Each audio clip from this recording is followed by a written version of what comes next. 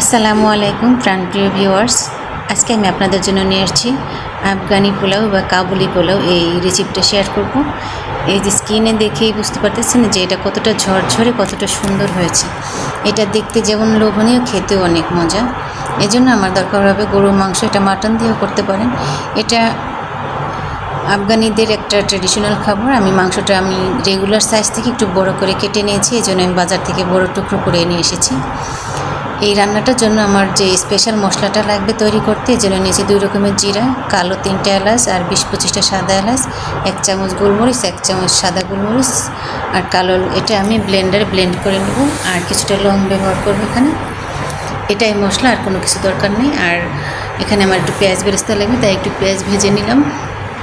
এবার রান্নার জন্য আমি চুলে একটা বড় কড়াই বসিয়ে দিয়ে তাই 250 গ্রাম পরিমাণে তেল দিয়েছি। আর দিচ্ছি 1/2 কেজি পেঁয়াজ কাটা। আমার 3.5 কেজি মাংসতে যেই পরিমাণে পেঁয়াজ আর তেল লাগবে এটা আমি একেবারে দিয়ে দিয়েছি। এই পর্যায়ে তেলটা একটু বেশি লাগবে, কারণ এই যে তেল দিয়েছি এই তেলে আমি সম্পূর্ণ রান্নাটা শেষ করব, আর তেল ব্যবহার করব না। তো পেঁয়াজ দিয়ে 4-5 মিনিট নেড়েচেড়ে যখন এটা নরম হয়ে গেছে, এটা কিন্তু লাল লাল করে ভাজার দরকার নেই। এবারে মাংসটা দিয়ে দেবো। আর মাংসটা অবশ্যই পানি ঝরিয়ে নিতে হবে, নাহলে কিন্তু আপনি এটা ভাজতে পারবেন না। কারণ এটা খুব কম মশলার একটি রান্না, খুবই সুস্বাদু একটা রান্না। যদি এটা পারফেক্টভাবে না করতে পারেন, তাহলে মাংসের যে একটা ফ্লেভার থাকে এটা কিন্তু থেকে যাবে, আর তখন এটা খেতে মজা লাগবে না। আর বিশেষ করে আমরা তো এভাবে ফ্লেভারের জিনিস খেয়ে বাঙালির ইউজ টু না। এই জন্য চেষ্টা করবেন এই পর্যায়ে রান্না করে শেষ করতে, জেনের যে ফ্লেভারটা আছে এটা দূর করার জন্য। এই জন্য পেঁয়াজের সাথে এটা আপনার কম হলে 40 মিনিট 1 ঘন্টা এভাবে রান্না করতে হবে। আর দেখবেন যেন পানি না বেরোয়, এই জন্য পানিটা খুব ভালোভাবে ঝরিয়ে নিতে হবে। আমি দিয়ে দিচ্ছি 2টো তেজপাতা ছিঁড়ে একটা ফ্লেভারের জন্য। আর আদা রসুন বাটা দেবো এখানে। আমি 3-3.5 কেজি তো 3 টেবিল চামচ পরিমাণে আদা এবং রসুন বাটা দেবো। দিয়ে নেড়ে চেড়ে কষিয়ে নেব মাংসের সাথে। আর এই যে পেঁয়াজের পরিমাণ একটু বেশি দিলে হবে কি, পেঁয়াজ থেকে যে একটা ক্যারামেলাইজড হবে, এটার সাথে মাংসটা কিন্তু খুব ভালো হবে, রান্না হবে। এতে মাংসের স্বাদটা কিন্তু দ্বিগুণ হয়ে যাবে।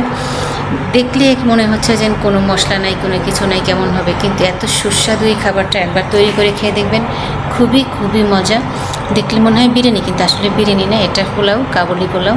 এটা আফগানিস্তানের ওদের একটা ট্রেডিশনাল খাবার। আমি দিয়ে দিচ্ছি লবণ পরিমাণ মতো। আমি 2 চামচ পরিমাণ ভরে ভরে দিয়েছি, কারণ এখানে অনেকগুলো মাংস। প্রথমে কিন্তু আমি লবণটা দেইনি, কারণ প্রথমে লবণটা দিলে হতো কি পানি বের হয়ে আসতো, এতে আপনারা ভালোভাবে মাংসটা কষাতে পারতেন না। দেখেন এখানে কিন্তু তেল উঠতেছে, পানি নেই বললেই চলে।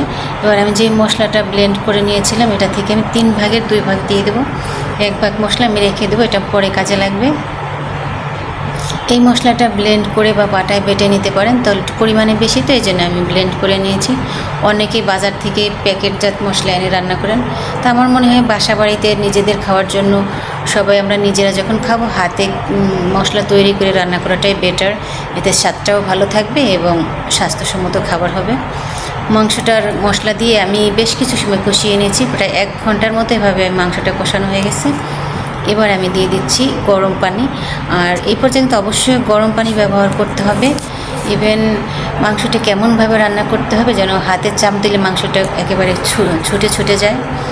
আফগানি পোলাওর এটাই আপনার যদি মাংসটা নরম না হয় তাহলে পোলাওটা মজা হবে না। আমি এখানে নিয়েছি শেফ শাহি স্পেশাল বাসমতি চাল 2 কেজি। এই চালটা কিন্তু ভালো, এর আগেও আমি রান্না করেছি। ভাতগুলো ঝরঝরে হয় এবং খুব বড় হয়। সুবিধার্থে আমি চালটা মেপে নেব, যখন একটু বড় রান্না, তাই আমি এটা বড় মগ নিয়েছি। যেই যতটুকু চাল আমি 2 প্যাকেটে যেই মগে হবে, ওই মগ দিয়ে আমি আন্দাজ করে পানি দিব। 2 ঘন্টা মতন আমি চাল করেছি। এই যে দেখেন প্রায় 1 ঘন্টা 40 মিনিট। আমি কটা কাঁচা মরিচ দিয়ে দিয়েছি, এটা ঝালের জন্য না, জাস্ট যদি আরও দরকার হয় এজন্য। আমার মাংসটা কিন্তু অলমোস্ট রান্না হয়ে গেছে, একেবারে গলে গেছে। দেখেন কি সুন্দর। এটা দিয়ে চাপ দিয়েছি, একেবারে খুলে গেছে। আমি হাতে উঠিয়ে আপনাদের দেখাচ্ছি, প্রচুর গরম, তারপরও চেষ্টা করতেছি।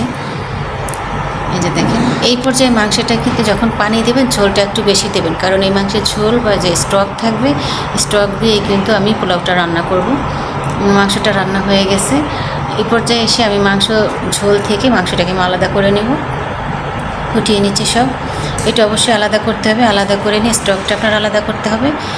আর পানি এবং স্টক যেটা আছে এটা আমি মেপে দিব। আর দিব যে মশলাটা, কাবুলি ছোলা, একটা গাজর কেটে নিয়েছি, আর নিচে কালো কিশমিশ আর নর্মাল কিশমিশ। এটার আপনারা নর্মাল যে আমরা কিশমিশটা ব্যবহার করি ওটা দিয়েও করতে পারেন।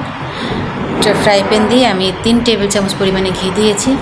এবার দিয়ে দিলাম গাজরটা দিয়ে আমি 2-3 মিনিট একটু ভেজে নেব। গাজরটা নরম করা যাবে না, জাস্ট একটু ভেজে নিলেই হবে। ওরা কাবুলি ছোলা যেটা ওইটা খুব বেশি ব্যবহার করে, কিন্তু আমি অতটা পরিমাণে দিব না, আমি অল্প একটু দেবো। তাও যে আমাদের নর্মাল ছোলা ওইটা আমি দিয়ে দিলাম 1 টেবিল চামচ পরিমাণে চিনিটা দেওয়ার চেষ্টা করুন, খুব সুন্দর একটা স্বাদ আসে, একটা কালারটাও টুক থাকে গাজরে। এবার দিয়ে দেবো আমি যে কিশমিশটা ধুয়ে রেখেছিলাম, এই যে ওরা বেশিরভাগ কালো কিশমিশ ব্যবহার করে, আমি 2 রকমের কিশমিশ মিলিয়ে দিয়েছি, কালোটা এবং আমাদের যে নর্মাল আমরা যেটা খেয়ে থাকি সব সময় এটা দিয়েছি। এবার এটা নেড়েছে 2-3 মিনিট ভেজে নিলেই আমার এটা হয়ে যাবে। এটা পাশে রেখে দিব।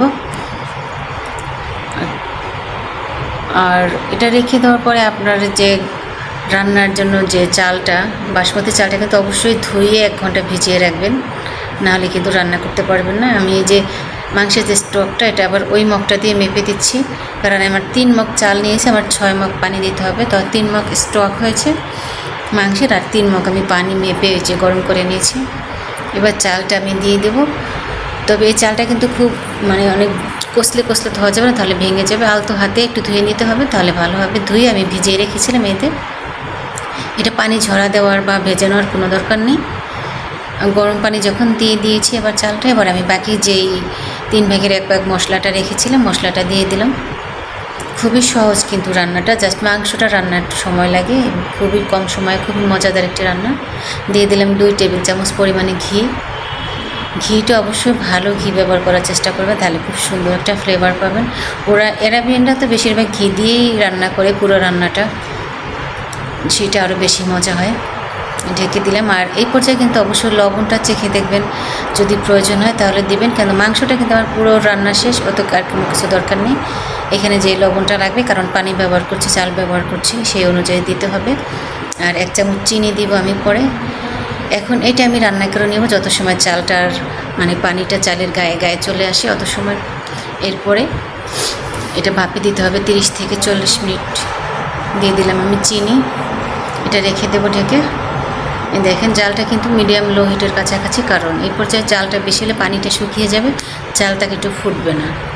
আর একেবারে হাই হিটে রান্না করলে আপনি ভাতটা ঝরঝরা করতে পারবেন, অবশ্যই দমে দিয়ে রান্না করতে হবে আপনার এই আফগানি পোলাওটা। আবার ঢেকে দেব।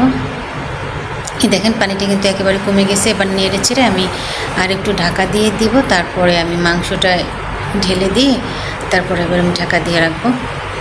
রান্না কিন্তু আমার প্রায় রেগুলার যেটা রান্না এটা প্রায় শেষ। এরপর আমি দমে দিয়ে রেখে দিব।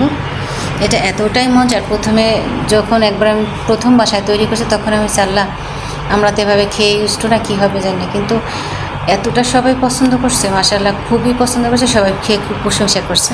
চালটা কিন্তু 80% সিদ্ধ হয়ে গেছে, এখন যেটা আছে এটা আমি ভাপে সিদ্ধ করব। আর দেখেন চালগুলো কত বড় বড় হচ্ছে, আর ভাপে দেওয়ার পরে দেখবেন চালগুলো সব একেবারে এত লম্বা লম্বা হয়ে গেছে ভাতগুলো। এবার আমি মাংসগুলো দিয়ে একটু মিশিয়ে নিব। মশলা ছাড়া মাংসের যাতে সুন্দর একটা ফ্লেভার হতে পারে, আর টাটকা মাংসতে যেন আর খুব বেশি ভালো স্ট্রং ঘ্রাণ আসতেছে। মাংসের সাথে চালটা নেড়ে চেড়ে মিশিয়ে তারপর আমি বাকি যে গাজর কুচি, কিশমিশ কুচি এগুলো দিয়ে এটা ঢাকা দিয়ে দেব। আমার পাতিলটা কিন্তু মোটামুটি মোটাই আছে, তাই একেবারে লো হিটে আমি চুলার উপরে রেখে দেবো পাতিলটা।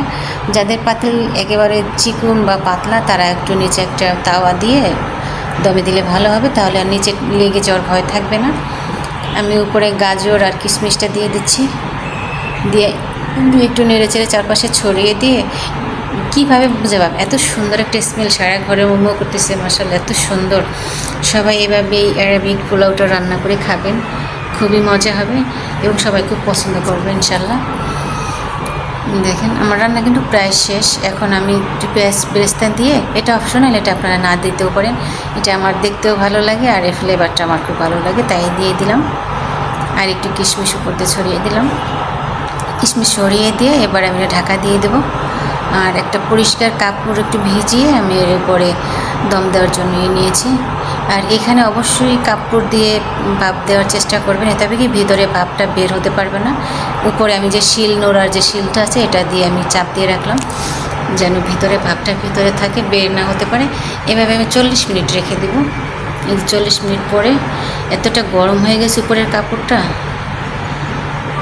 দেখেন আমি দেখাচ্ছি আপনাদের। ওয়াও, মাশাআল্লাহ, কি সুন্দর! দেখেন ভাতগুলো কতটা বড় বড় হয়ে একবারে উঠে আসছে একটা একটা উপর থেকে। আমি আপনাদের নাড়া দিয়ে দেখাচ্ছি, দেখেন কতটা সুন্দর ঝরঝরে হয়েছে। মাশাআল্লাহ, কি সুন্দর! আর দেখতে কতটা লোভনীয় হয়েছে। আশা করি আপনাদের রেসিপিটা কাজে লাগবে। আসছে কোরবানি আসতেছে, আর আফগানি পোলাওতে একটু মাংস বেশি লাগে, তাই কোরবানির সময় সবার সুবিধা হবে। এবার আমি একটু ঢাকা দিয়ে রেখে দেবো, তারপরে আমি সার্ভ করে দেখাচ্ছি, কারণ আমার রান্নাটা শেষ। সবাইকে খাবার পরিবেশন করব। সবাই এভাবে আফগানি পোলাও রেসিপিটা শেয়ার করলাম যখন, সবাই এভাবে চেষ্টা করবেন রান্না করে খাওয়ার জন্য। আর আশা করি এটা আপনাদের উপকারে আসবে। যদি মনে হয় যেন আপনাদের উপকারে আসছে, তাহলে শেয়ার করে দেবেন, অন্যকে দেখার সুযোগ করে দেবেন, আর ফলো দিয়ে পাশে থাকবেন আশা করি। মাশাআল্লাহ, কি সুন্দর হয়েছে না! ভাতগুলো এত বড় বড়। এই স্পেশাল শাহি যে বাসমতি চালটা, এটা কিন্তু শেফ শাহি চালটা, এটা কিন্তু খুব ভালো। এর আগেও আমি খেয়েছি, তাই আজকেও এটাই নিয়েছি। সবাই ভালো থাকবেন, সবাই সবার জন্য দোয়া করবেন। আল্লাহ হাফেজ।